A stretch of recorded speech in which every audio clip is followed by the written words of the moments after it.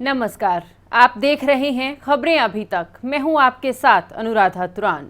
आज से करीब 90 साल पहले भारत के महान क्रांतिकारी और स्वतंत्रता सेनानियों में से भगत सिंह को ब्रिटिश सरकार ने फांसी दी थी।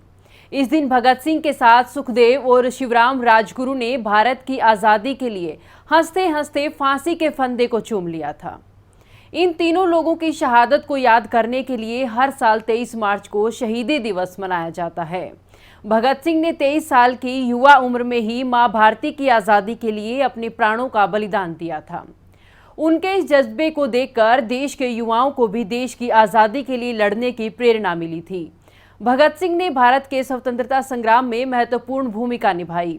उन्हें देखते हुए कई लोगों ने क्रांतिकारी मार्ग को अपनाया। हालांकि कई लोग भगत सिंह से सहमत होते हुए नजर नहीं आए, लेकिन कई लोगों ने भगत सिंह का समर्थन भी किया। चलिए जानते हैं भगत सिंह से जुड़े कुछ अनसुने फैक्ट्स।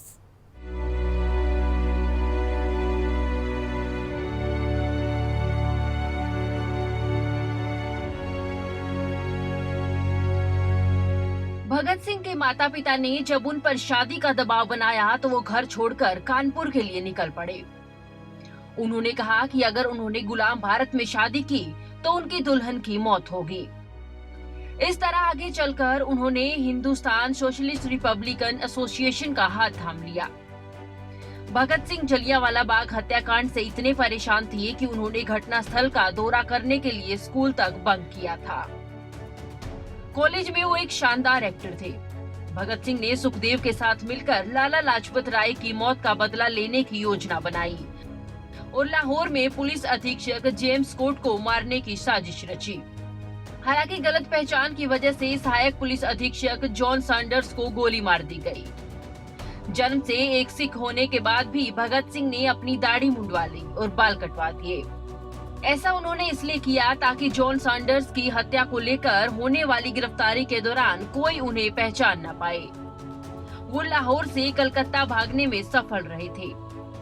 एक साल बाद भगत सिंह और बटुकेश्वर दत्त ने दिल्ली के सेंट्रल असेंबली हॉल में बम फेंके और इंकलाब जिंदाबाद के नारे लगाए।